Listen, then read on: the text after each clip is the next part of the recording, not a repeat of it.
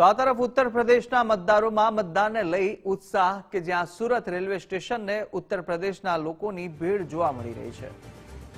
તો ઉત્તર પ્રદેશમાં મતદાન કરવા માટે લોકો નીકળી રહ્યા છે અને ઉત્તર પ્રદેશમાં કુલ 7 તબક્કામાં મતદાન છે, ત્યારે 2 તબક્કાના બાકી મતદાન માટે ઉત્તર પ્રદેશ જવા માટે લોકો અહીંયાથી રેલવે સ્ટેશન ખાતે તેઓનો ઘસારો જોવા મળી રહ્યો છે। અગાઉ 19 અને 26 એપ્રિલે મતદાન યોજાયું હતું, ત્યારે 7, 13, 20, 26 મે અને 1 જૂનના રોજ મતદાન હાથ ધરાવવાનું છે અને યુપીના મતદારો સાથે ગુજરાત ફર્સ્ટની ટીમે પણ ખાસ વાતચીત કરી, ત્યારે લોકશાહીનું પર્વ ઉજવવા લોકો પોતાના વતન તરફ જઈ રહ્યા હોવાનું જણાવ્યું।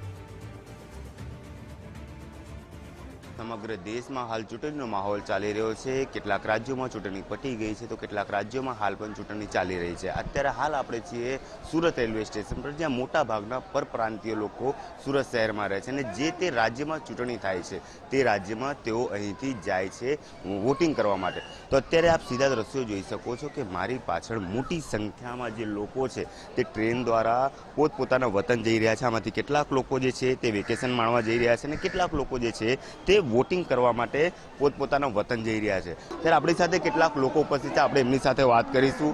पहली बात तो आप यूपी में कहाँ जा रहे हैं? हम यूपी में बनारस जा रहे हैं, हम प्रॉपर वाराणसी के हैं। इस बार चुनाव का माहौल है, वोट देने जा रहे हैं या फिर छुट्टियां मनाने जा रहे हैं? नहीं, छुट्टी तो अभी समझो हो ही चुका है, अभी तो वोट देने जा रहे हैं हम। आपके बनारस में कौन कौन से ऐसे मुद्दे हैं और कौन कौन सी ऐसी दिक्कतें हैं जिनको ध्यान में रखकर आप वोट देंगे? हमको तो देखो, अभी यूपी में फिलहाल में योगी सरकार है और उनके कार्यकाल में हमको अच्छा महसूस हुआ वहाँ पे रहना, और हर चीज़ के मायने में हर सुविधा वो उपलब्ध करवा रहे हैं। जो भी मतलब घटना घटता है तो उसके पीछे भी कार्यवाही करते रहते हैं, और अभी फिर इस बार भी जहाँ तक उम्मीद है कि योगी सरकार ही आएंगी, मोदी जी वड़ा प्रधान बनेंगे। बात करें वहाँ की, जब महिलाओं से बातचीत हुई तो महिलाओं ने जिस हिसाब से बताया कि पहले हम 7 बजे के अंदर घर में चले जाते हैं, अब का क्या माहौल है? नहीं, अभी तो ऐसा कुछ नहीं। अब सर 24 घंटा अपन कभी भी कहीं भी महिलाओं, लेडीज, बच्चे कहीं भी आ जा सकते हैं। पहले हम ये ट्रेन के अलावा और कोई ट्रेन में जैसे नाइट में अगर वहाँ उतरना हुआ तो जाने में हमको एक बार नहीं 100 बार सोचना पड़ता था, लेकिन अभी हम एनी टाइम एनीवेयर जब चाहे जब वहाँ जा सकते हैं। रात में भी वहाँ पे आना जाना अभी अच्छा है सब। बिल्कुल, अपने साथ बीजा लोग पण छे, आपणे एमनी साथे पण बात करीशुं। आप बताइए किस तरह से आप इस चुनाव को देखते हैं? पहली बार वोट कर रहे हैं, दूसरी बार जा रहे हैं आप? नहीं, मेरा तीसरी बार है। तीसरी बार है।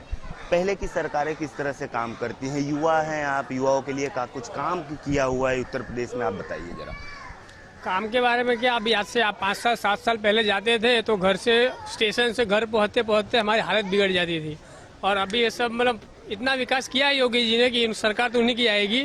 कोई कितना ही जोर लगा ले, साइकिल हो, हाथी हो, घोड़ा हो, कोई भी हो, कोई फर्क नहीं पड़ने वाला। आएंगे तो मोदी जी ही।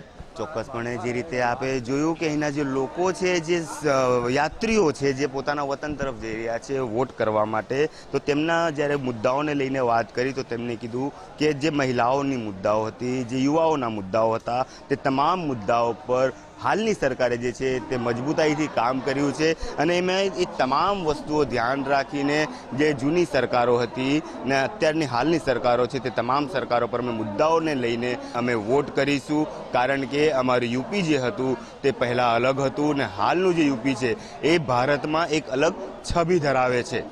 કેમેરા પર્સન વિરલ વ્યાસ સાથે હું અમિત રાજપૂત, ગુજરાત ફર્સ્ટ, સુરત।